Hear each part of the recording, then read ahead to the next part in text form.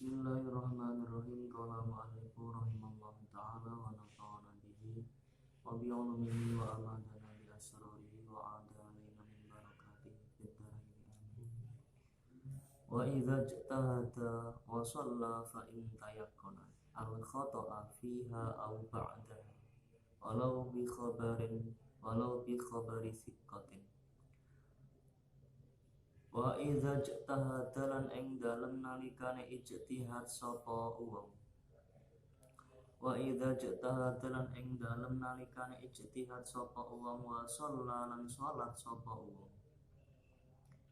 Dia sudah berijtihad terus menghasilkan arah kiblat itu ke arah barat. Kemudian dia sholat menghadap barat. Fa in tayaqqana mongko lamun dadi yakin sapa wong al khata'a ing salah, ternyata ijtihad yang dihasilkan itu salah, yakin salahnya sebab adanya kabar, mungkin dengan adanya kabar dari orang yang bisa dipercaya kalau arah kiblatnya itu bukan ke barat tapi ke selatan, berarti salah ijtihadnya. Dan dia termasuk orang yang thiqah, yang memberi kabar tadi termasuk orang yang thiqah kalau kiblatnya di arah sana, maka dia wajib mengulang sholatnya ketika dia yakin salah tadi fiha ing dalem sholat, di tengah-tengah sholat. Fiha ing dalem sholat ai fi asma'iha, tegese ing dalem tengah-tengah sholat, au ba'da utawa ing dalem sausi sholat, dia wajib mengulang sholat. Walau bi khabari thiqatin sanajan to yakine kuwi mang iku bi khabari thiqatin tetep kelawan kabare wong kang kena den percaya. Walau bi khabari thiqatin sanajan to kelawan kabare wong kang kena den percaya. Walau bi khabari thiqatin sanajan to kelawan khabare wong kang kena den percaya. Atau walau bi khabari thiqatin sanajan to iku tetep kelawan kabare wong kang kena den percaya. Kabar tadi an iyanin saking ningali kelawan meripat, an iyanin saking ningali kelawan meripat.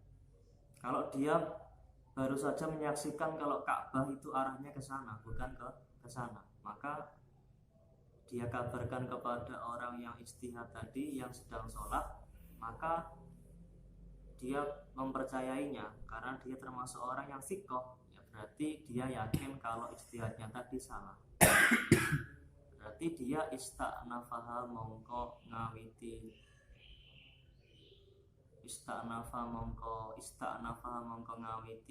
maneh sapa wong ha ing salat. Ista'nafaha mongko ngawiti maneh sapa wong ha ing salat. Dia wajib, wujuban kelawan wajib untuk mengulangi sholatnya dari awal karena jelas salah ijtihadnya, jelas salah. Beda kalau nggak salah. Kalau ijtihadnya yang dihasilkan orang lain itu beda dengan dirinya, ya maka tidak menjadi masalah.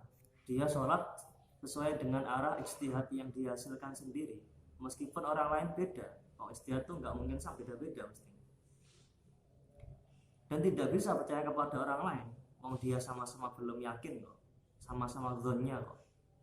Dia dzon, orang lain juga dzon, ya maka tidak ada yang melemahkan di antara keduanya. Mereka bisa saling menggunakan ijtihad mereka masing-masing.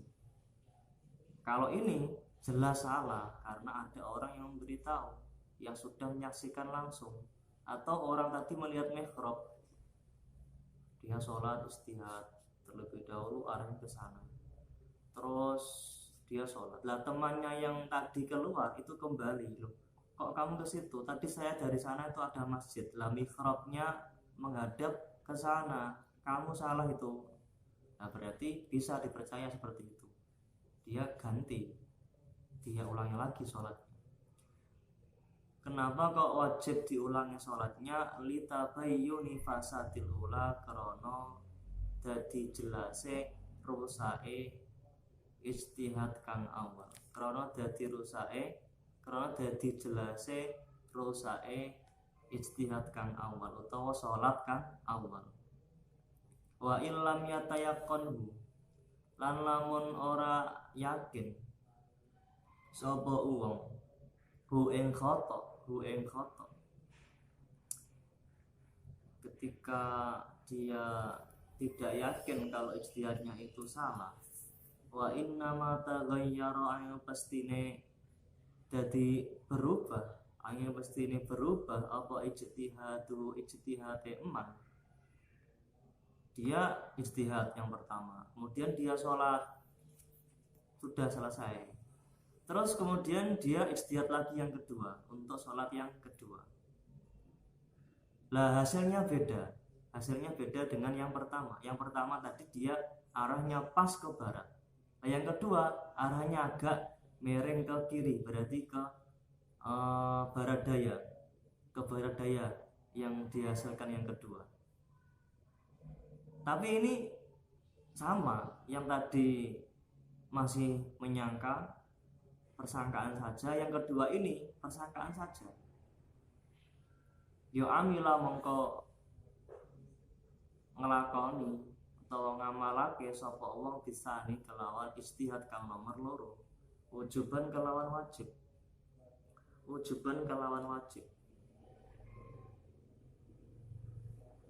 Karena ijtihad yang kedua dianggap lebih benar daripada yang pertama.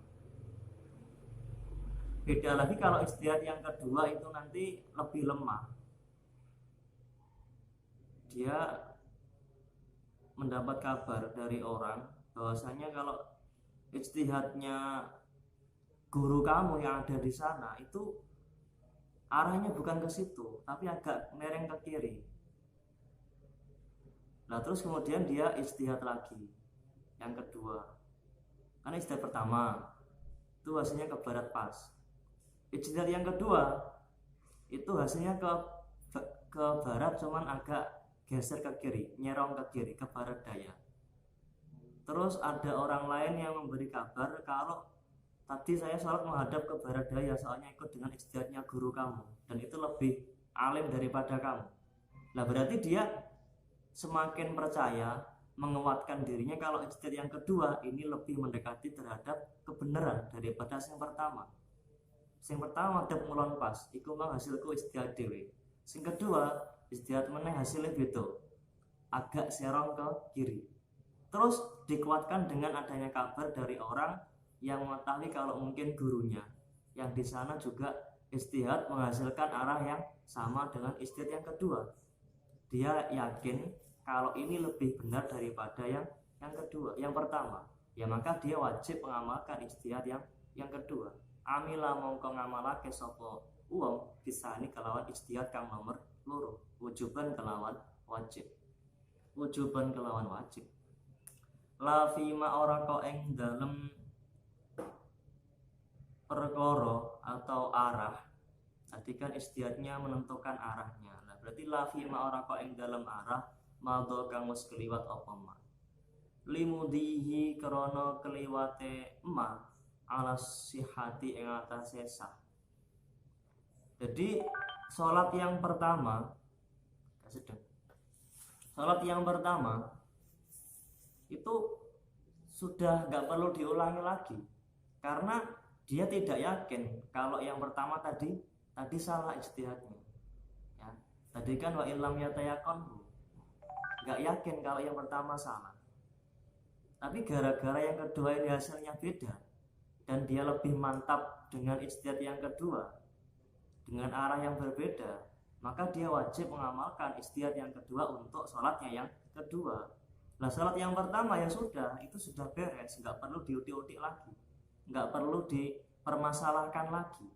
Sudah sah sesuai dengan ketentuan yang ada. Dia sudah ijtihad menghasilkan arah, dia sholatnya mengarah ke situ. Terus yang kedua ijtihad lagi, ya sudah, yang ketika dia ijtihad lagi yang pertama itu sudah beres, nggak perlu diulangi lagi. lafi mamado ora kok ing dalem salat atau perkara mado kamu sekeliwat apa mah sudah itu. Kenapa kok enggak yang pertama juga kok hanya yang kedua? Ya limudihi krono wis keliwate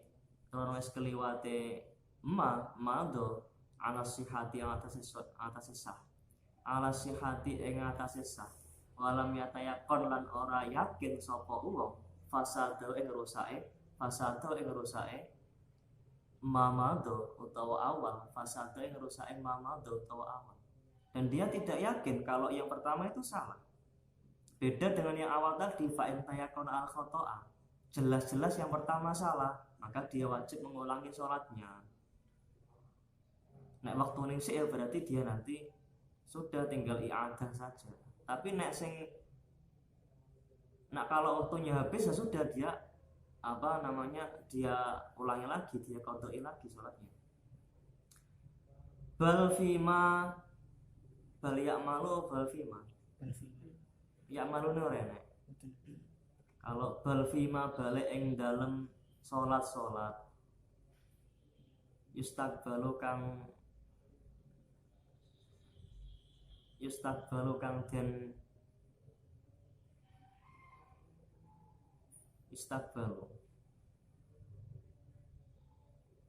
yustaqbalu kang amrih den tekaake apa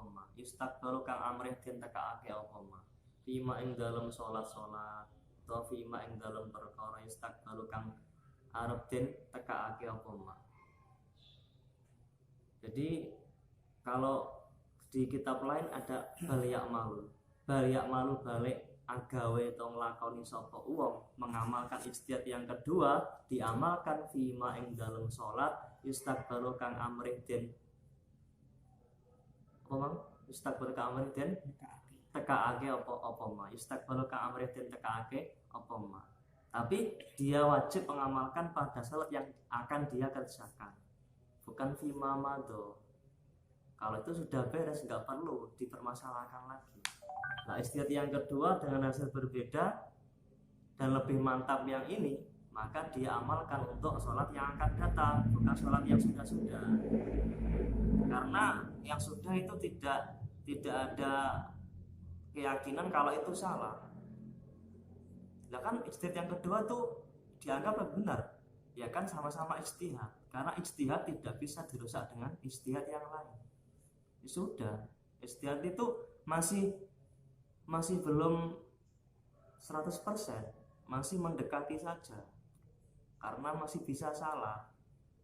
Kalau nanti dipaksa diulangi, yang pertama tadi ijtihadnya ke sana hasilnya, lah ini ke sini, lah berarti ini harus diganti, wajib ke sini semuanya karena yang ini lebih benar. Iya kalau benar, kalau salah, nah kan karena ijtihad masih sebatas persangkaan belaka, belum mencapai derajat keyakinan. Nggak perlu merusak ijtihad yang sudah ada, biarlah itu sudah berlalu, toh juga nggak dipermasalahkan oleh syariat.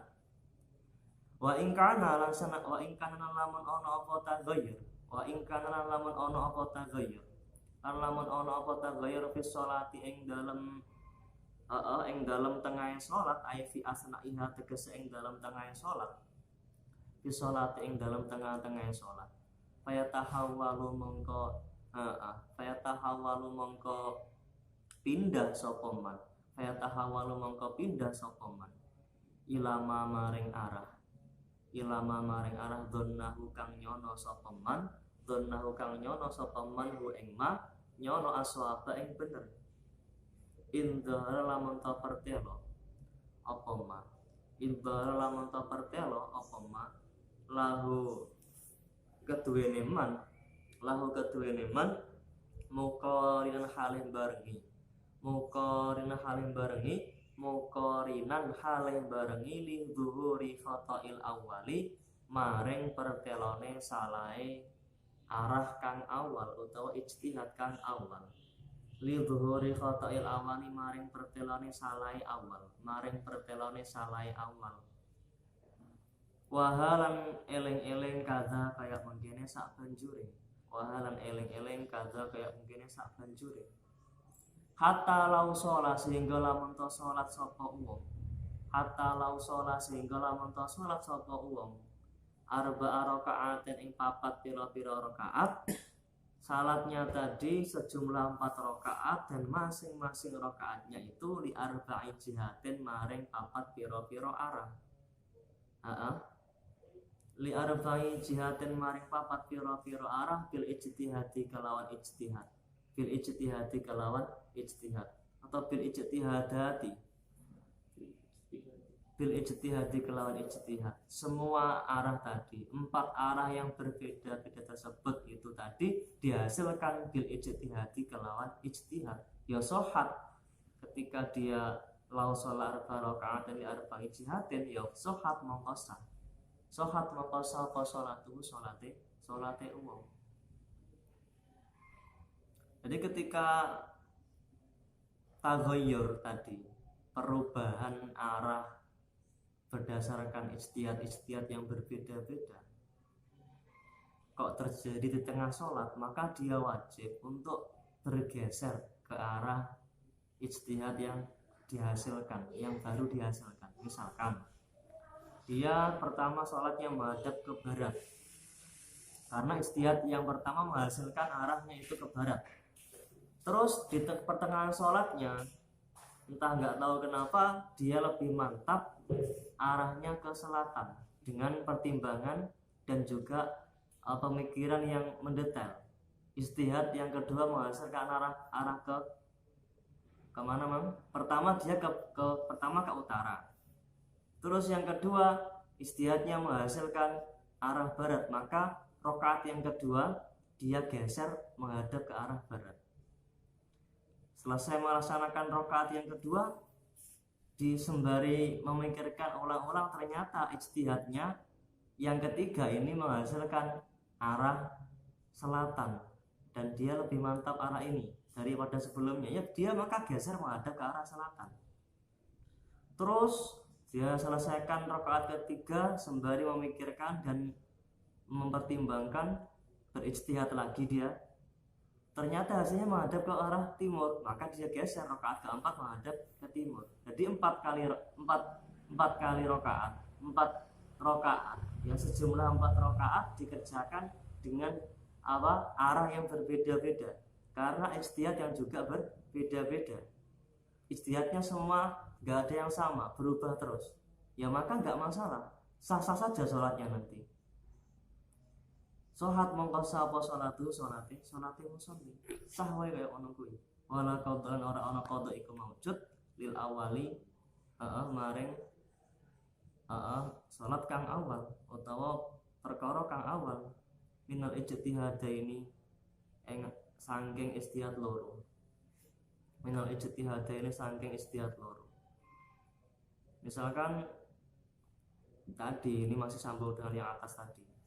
Ketika dia berijtihad 2 kali, yang pertama menghadap ke barat, dia sholat selesai, terus kemudian mau sholat berikutnya dia ijtihad lagi, ternyata hasilnya itu mengarah ke utara, ya maka dia menghadap ke utara.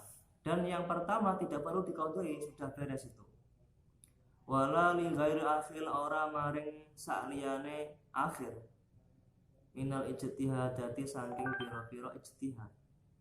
Ketika sholatnya itu sudah 4 kali dengan ijtihad yang 4 kali pula dan hasilnya pun beda-beda, ya sama. Tidak ada qadha untuk sholat yang ketiga, yang keempat dan yang enggak ada qadha untuk sholat yang ketiga, yang kedua dan yang pertama. Ada 4 kali sholat, dia juga melaksanakan 4 kali ijtihad, memang seperti itu tuntutannya. Setiap sholatnya harus ijtihad dia. Ijtihad yang pertama menghadap ke utara, dia sholat yang pertama misalkan maghrib menghadap ke utara. Tiba waktu isya, ijtihad lagi, hasilnya menghadap ke barat, isyanya menghadap ke barat. Tiba sholat subuh, dia ijtihad lagi, ternyata menghadap ke selatan, ya sudah subuhnya menghadap ke selatan misalkan. Terus kemudian tiba sholat zuhur, dia ijtihad lagi, ternyata menghadap ke timur, ya sudah dia zuhurnya menghadap ke timur. Dan semuanya itu dianggap sah, ya dianggap sah, tidak perlu mengulangi. Ketika 4 kali ijtihad, maka tidak perlu mengulangi atau mengqadai sholat yang ketiga agar menghadap ke timur, yang kedua agar juga menghadap ke timur, yang keempat, yang ke satu, semuanya sudah satu derajat sama saja, tidak ada perbedaan. Meskipun dalam hatinya yakin nanti 4 sholat yang saya kerjakan dengan arah yang berbeda-beda ini mesti nanti ada 3 yang salah, yang satu benar. Meskipun demikian, keyakinannya tidak apa-apa, karena sudah sesuai dengan tuntutan syariat apa yang dia kerjakan. Li'annal ijtihada, karena saat temen ijtihad iku la yungqadu, ora iso ngris, ora iso ngerusak atau ora iso batalake apa ijtihad bil piye to? Li'annal ijtihada, karena saat temen ijtihad iku la yungqadu, ora iso batal apa al ijtihad bil ijtihadi kelawan ijtihad kang meneh, bil ijtihadi kelawan ijtihad kang meneh. Karena suatu ijtihad tidak bisa dibatalkan dengan adanya ijtihad yang lain. Makanya sah-sah saja ketika 2 kali ijtihad, 2 kali sholat dengan arah berbeda, tidak perlu mengqadai untuk sholat yang pertama agar sama dengan arahnya ijtihad yang kedua, tidak perlu. Karena sama-sama tidak tahu kalau semuanya salah. Kalau dia tahu, yakin kalau yang pertama salah, nah itu baru. Nah, kalau ini kan nggak tahu, nggak yakin kalau dia ijtihad yang pertamanya salah. Amalau dharo, anapun lamun to pertelo lahu keduwene wong apa al khata'u salah, Thumma dharo nuli pertelo lahu keduwene wong apa aswabu sawab, bener, apa aswabu bener. Walau an kurubin senajan to saking mangsa kang parek, fa inna sholatahu mangko sak temene salate man iku tabatulu batal apa salat. Fa inna sholatahu mangko sak temene salate man iku tabatulu batal apa salat. Yang pertama, dia sholatnya menghadap, rakaat pertama dia menghadap ke barat. Rakaat yang kedua ijtihadnya menghasilkan ke arah timur, cuman dia tidak yakin dengan arah ini, dia masih lebih mantap dengan yang pertama. Sudah, berarti dia lanjutkan sholatnya menghadap ke barat sesuai dengan ijtihad yang pertama. Rakaat ketiga ijtihad lagi dia, hasilnya mengarah ke kiri, dan ini lebih mantap daripada yang pertama, apalagi yang kedua, maka dia geser ke kiri sholatnya, maka batal sholatnya. Atau yang ketiga hasilnya sama, yang ketiga hasilnya menghadap ke kiri, ke timur. Yang pertama sholatnya menghadap ke barat karena ijtihadnya ke barat. Yang kedua ke timur, dia nggak mantap, masih berat ke menghadap ke barat. Ya sudah, ya teruskan menghadap ke barat. Lah yang ketiga ternyata hasilnya juga ke timur. Dia lebih mantap ke timur kali ini, maka dia arahkan ke timur untuk yang ketiga, rakaat ketiganya. Dan ini menjadikan seorang batal sholatnya. Limudi juz'in, korono keliwatnya bagian minha saking sholat liwat ila ghairi kiblatin maring sakliyane kiblat, mahsubatin kang den wilang-wilang apa kiblat, mahsubatin kang den wilang-wilang apa kiblat.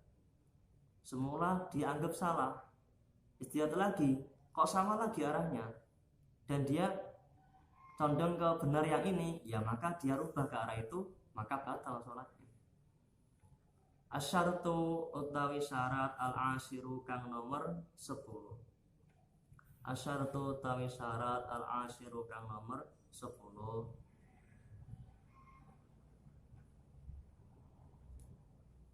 Iku tarkul kalami, ninggal omong-omongan, ninggal guneman. Ai kalamin nasi tegese gunemi menungso, li khabari muslimin karena hadis Imam Muslim.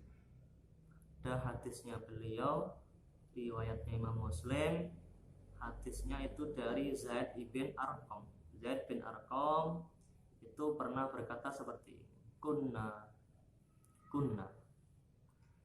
ono sapa kita sahabat, kunna takallamu guneman sapa kita bis sholati ing dalem sholat, hatta nazalat sehingga tumurun apa ayat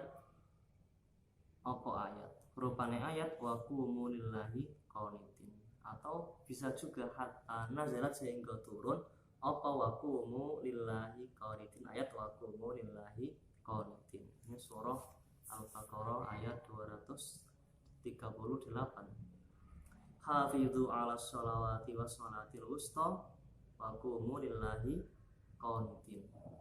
Maknane wa qumu lan padha jumeneng sira kabeh lillahi maring Gusti Allah, artinya dirikanlah sholat wahai kalian semuanya untuk Allah, qanitina halih pira-pira wong kang anteng, wong kang meneng. Fa umirna nuli den perintah sapa kita, sahabat disukuti kelawan meneng. Nabi memerintahkan sahabat untuk tidak berbicara dalam sholatnya setelah turun ayat ini. Semula mereka biasa sholat sambil berbicara karena ayatnya belum turun. Lah begitu ayat ini turun, maka ada perintah baru nenggone sholat oga oleh omong-omongan. Wa nuhin lan den cegah atau den larang sapa kita anil kalami saking omong-omongan, saking gunungan. Wa fi riwayatin lan ing dalem suwiji riwayat lahu keduwene Imam Muslim, lan iku tetep ing dalem suwiji riwayat lahu keduwene Imam Muslim pula, inna hadhihi sholata la yasluhu fiha syai'un min kalamin nasi, utawi qaul inna hadhihi sholata la yasluhu fiha syai'un min kalamin nasi. Sama ini hadisnya riwayat Imam Muslim, cuman kalau tadi dari Zaid bin Arqam, kalau ini hadisnya dari Muawiyah bin Hakam.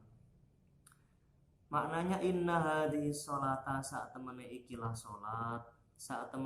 salat iku layasluhu ora patut fiha ing dalem hadhihi salat ora patut apa sayun swiji-wiji sak kuwi mang min kalamin nasi saking gunemane menungso, min kalamin nas saking gunemi menungso, Jadi wajib meninggalkan berbicara ketika dalam sholat, karena perintahnya seperti itu. Hadisnya pun juga ada, dasarnya hadisnya itu, dan juga ayatnya juga wa qumu lillahi qanitin juga ada. Fata batul mongko batal fa sholatu sholat, batal memang binutki harfaini kelawan. Fata batul mula batal apa as-sholatu sholat binutki harfaini kelawan ngucap rong huruf. Wa illam yufhima hale senajan to ora mahamake apa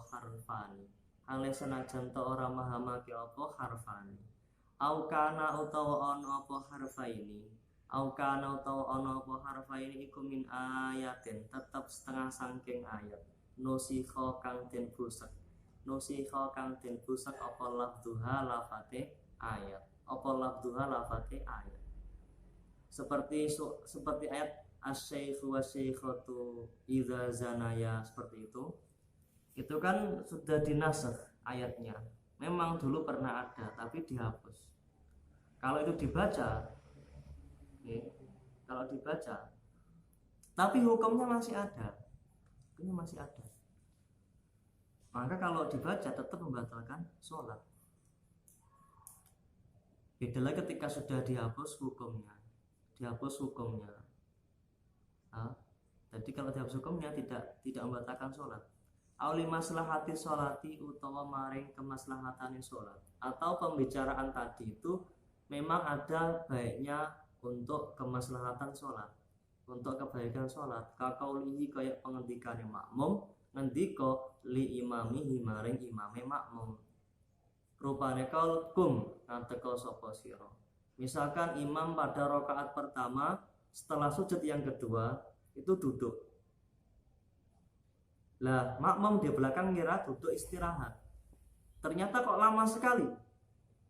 Iki jangan-jangan nanti dia nggak tahu kalau duduk istirahat itu terlalu lama batal sholatnya. Maka dia langsung berkata kum, berdirilah kamu imam. Ben gak batal salat imam. Kok nek batal salat imam, mau jadi wajib mufaroqah, nek mufaroqah melok batal salatnya. Atau imam menyangka kalau duduk tadi waktunya duduk tasyahud awal, makanya dia duduk. Nah, padahal itu baru rakaat pertama.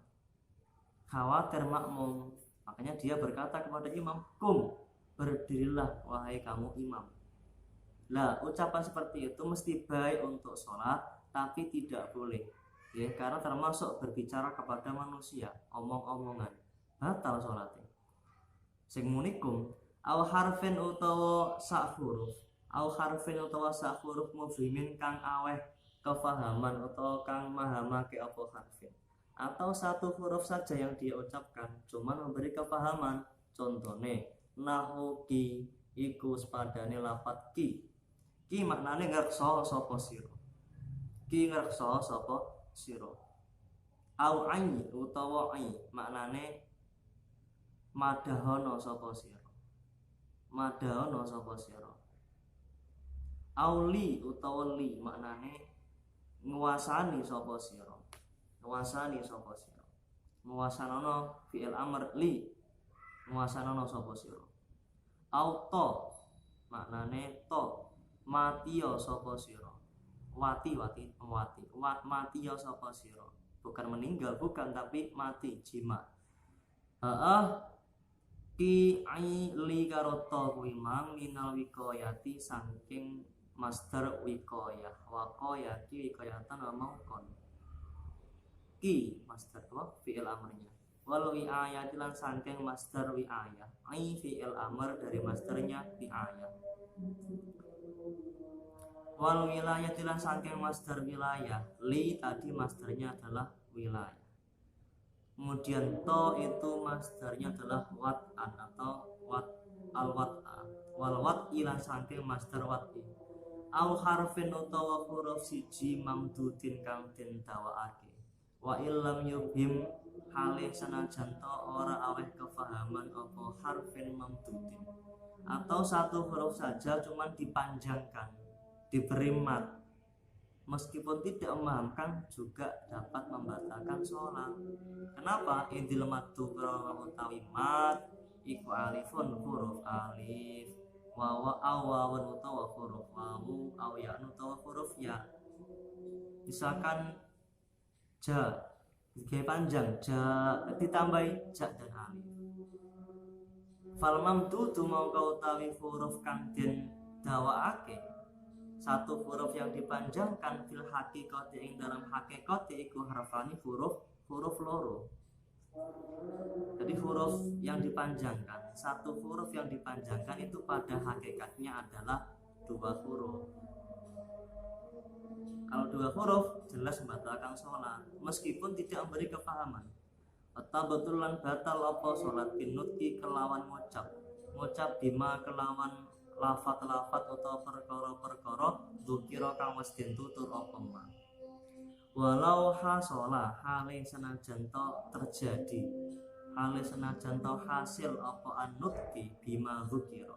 Apa annutku bima dzukira hasil bitanah nuhin kelawan dehem, wa ikrohin lan paksaan,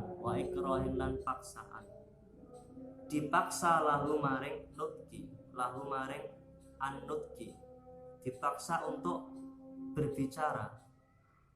Lah kan dipaksa kok tetap batal, kenapa? Linudratihi krono longkone ikroh fiha ing dalem sholat. Karena jarang sekali terjadi seorang dipaksa untuk berbicara di dalam sholat. Kalaupun orang mengajak bicara, kalau tahu ternyata yang diajak bicara sholat, maka dia akan diam. Tidak banyak penggambaran atau kejadian. Dan toh jawabannya apa munio? Kan enggak seperti itu. Oh, kalau sholat dia diam saja. Ternyata yang diajak bicara sholat itu sudah malah dia diam, enggak bakal maksa dia. Nanti kalau kamu nggak berbicara saya bunuh kamu, kan nggak mungkin seperti itu. Wadhohikin lan wong kang guyu, atau ucapan-ucapan yang sampai menghasilkan dua huruf yang panjang dua huruf atau satu huruf yang panjang atau satu huruf yang memberi kepahaman, itu tadi dengan adanya apa tadi, tanah noh dehem, dan juga dengan adanya tertawa kok sampai terdengar seperti mengucapkan dua huruf, maka batal sholatnya. Wa bukain lan nangis, atau menangis, tangisannya terdengar seperti dia mengucapkan dua huruf meskipun tidak memahamkan, batal sholatnya. Walau lil akhirati hale senajan to krono akhirat, menangisnya karena terfikirkan perkara-perkara yang akan terjadi di akhirat nanti. Bagaimana kalau saya tidak mendapatkan anugerah dari Allah dan nanti saya seperti ini, bagaimana kalau masuk nanti ke sini, aduh bagaimana, dia menangis. Kan bagus tangisannya, nggak masalah kalau menangis di akhirat. Tapi kalau tangisannya terdengar dua huruf, itu yang masalah. Wa aninin lan ngerintih, wa nafkhin lan nyebul minal fami saking cangkem, awil amfi utawa irung, kama kaya keterangan kaulahu kang wis ngendikan hu ing ma sapa jamaatun segolongan ulama minal mutaakhirina saking pira-pira ulama kang keri-keri. Lakin ya ba'du, tetapi ini ado apa tasawuruhu penggambarane anin nafkhin minal fami awil anfi, rintian yang sampai tergambarkan seseorang melafalkan dua huruf atau tiupan dari mulut dan juga dari hidung, mengeluarkan udara dari hidung dari mulut sehingga terdengar dua huruf, itu penggambarannya itu sulit, prakteknya itu sulit. Wa utosin lan wahing, wa so'al lan watuk karo wahing mang bila ghalabatin kelawan tanpa nglindih, dibuat-buat batuknya, bukan alami. Kalau alami karena dia sedang sakit batuk dan memang dia sudah kebelet bersin, dibersinkan, enggak apa-apa. Tapi kalau memang dibuat-buat, maka itu yang masalah, dapat membatalkan sholat. Fil kulli ing dalam sekabehane, mulai dari tanah no, terus kemudian dohik, buka, anin dan seterusnya. Idla darurata korono ora anune darurat, ina idin ing dalam semangsa nalika la ghalabatin. Kalau dehemnya memang tidak perlu dibuat-buat, ya batal sholatnya kalau menghasilkan dua huruf. Menangisnya dibuat-buat, tidak memang alami dengan sendirinya, itu malah bermasalah. Wa yu'dharulan den udhuri sapa wong, dianggap uzur, tidak masalah, fi yasir kalami ing dalam siti omongan, urfan ing dalam urufe. Kal kalimat ini kayak dene rong kalimat, wasalasilan telung kalimat, mengucapkan dua buah kalimat, tiga buah kalimat. Tadi tidak dianggap membatalkan sholat, dianggap uzur ketika insabaka lamun to ketrucut, lamun to ketelanjur apa lisanuhu lisane wong ketelanjur ketrucut ilaihi maring yasirul kalam, ilaihi maring yasirul kalam. Gak sengaja dia, refleks saja. Aunasia utawa lali sapa wong ana ing sakdamane wong utawa musolli, nek ndek memang lali kalau dia tadi fis sholat yang dalam sholat. Loh, aku mau dibahas sholat, aku ngomong gak apa-apa lali soalnya, gak batal sholatnya, dianggap uzur. Au jahila utawa orang ngerti sapa wong at-tahrima ing keharaman kalam maring kalam fiha ing dalam sholat. Kalau ngomong neng gone sholat itu haram, dia nggak tahu, makanya tidak apa-apa. Ya aku emang kok omong sholat bang, batal sholatmu lah, gak ngerti kok, baik membatalkan toh, aku ngerti, berarti gak apa-apa, dianggap uzur. Wahwa utawi, ya benar nggak tahu, bukan kok pura-pura nggak tahu. Kalau pura-pura nggak tahu, kemudian sudah jelas pernah mondok, pernah kata madrasahnya, udah lulus madrasahnya, kok dia nggak tahu, itu nggak mungkin. Wahwa utawi wong sing tidak tahu keharaman kalam tadi iku qaribu ahdin, parek janjine bil islami kelawan Islam, bil islami kelawan Islam, atau karek mongsone bil islami kelawan Islam. Dia masih baru masuk Islam, dia mu'alaf, maklum dia mu'alaf, nggak tahu kalau berbicara pas sholat itu membatalkan sholat, dia nggak tahu, maka tidak apa-apa, dianggap udzur. Auman utawa wong ai syaksin tegese awa-awaan nasa'a kang tumbuh sapa man, dia besarnya bibadiatin ing dalem perdesaan, ba'idatin kang adoh apa badia jauh anil ulama'i saking ulama, ai aman tegese saking wong ya arifu kang ngerti sapa man zalika ing mengkono-mengkono, zalika ing mengkono-mengkono at-tahrima lil kalam, atau zalika yang mengkono at-tahrim wa at-tahrim lil kalami fiha ya rapopo ditambah pisan li annahu sallallahu alaihi wasallam karena sak temene Kanjeng Nabi Muhammad ikut takallama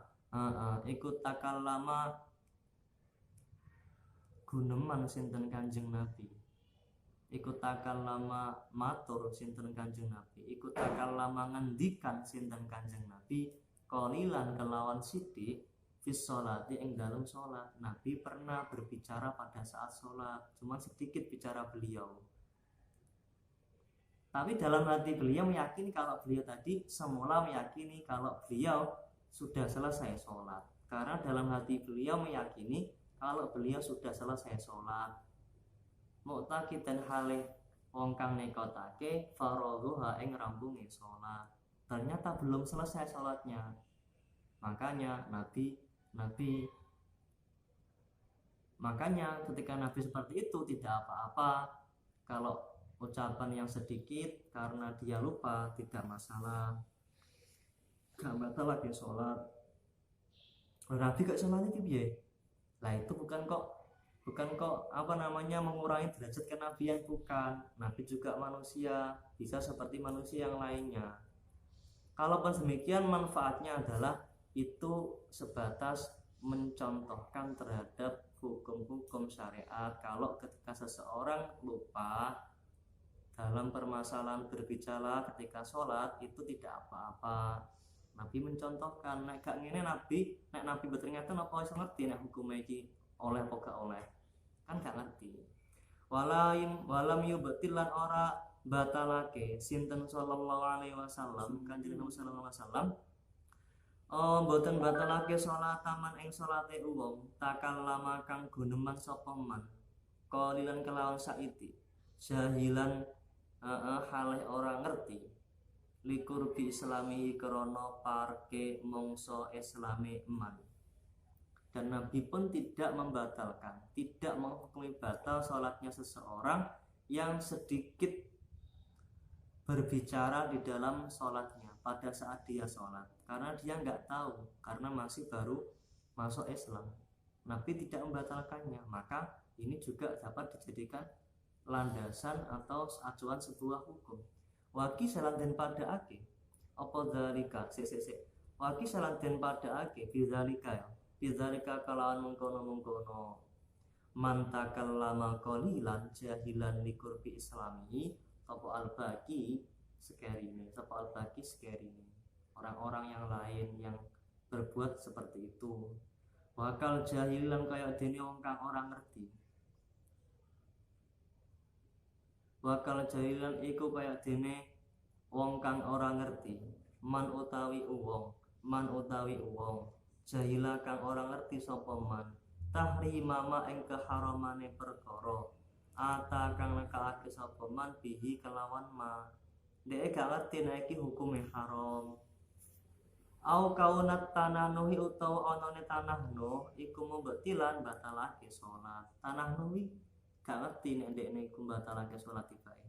Wa in alima sanajan ngerti sapa man tahrima jinsil kalami ing keharamane jenise kalam fis sholati tapi ndekne ngerti nek omong-omongan kuwi termasuk perkara sing batale salat, cuman dia gak ngerti nek tanah kuwi batalkan salat, ya gak apa-apa. Bihilafima karena dia mencari pengetahuan tentang fikihnya belum begitu sempurna, belum mendetail masalah kalau berbicara itu membatalkan sholat. Wis ngono tok artine. Ora kok berbicara itu yang dianggap berbicara itu seperti apa saja bentuknya. Dia nggak sampai sedetail itu, dia nggak tahu. Berbicara itu ternyata ada jenis-jenisnya, lah itu batal. Kalau semua jenisnya berbicara seperti ini dan ini tuh batal sholatnya kalau dikerjakan. Nah dia nggak tahu, yang dia tahu hanya nek omong-omongan kuwi gak oleh nggone sholat. Bikhilafima kelan bedani perkara lau alima lamun tau ngerti sapa wong al hurmata ing keharamane salat wa jailan ora ngerti sapa men alitola ing perkara kang batalake salat. Dia ngerti ngomong ning nggone salat itu ora oleh, haram hukume. Tapi dia gak ngerti nek ngomong kuwi termasuk perkara sing batalne salat. Yo ora ngertine ora oleh wae, haram-haram wae. Tapi gak sampai dia ngerti nek iku mang dapat berimbas terhadap batal dan tidaknya sholat. Dia gak ngerti ya mah panggah batal sholat fa inna mongko sak temene kalam iku ya betul batalake apa kalam. Ngomong kuwi gak oleh ngerti, tapi gak sampai ngerti nek kuwi mang dapat berimbas batal sholat. Ya ora ngerti, tetep batal sholatnya. Idhaku krono hae wong kang ngerti bil hurmah, krana hae wong kang ngerti bil hurmah, wong kang ngerti bil hurmah utawa hae man alima al hurmata. Idhaku krana utawi hae man alima al hurmata utawa alim bil hurmah ba'dal ilmi ing dalam sakwise ngawruhi bitahrimi kelan perkara kang den larang iku al kafu nyegah sapa man alima al hurmah. Jadi sejatinya yang wajib dikerjakan bagi seorang yang tahu terkait perkara-perkara yang dilarang dalam sholat itu seharusnya tidak dia kerjakan, kok malah dikerjakan, ya maka batal sholatnya.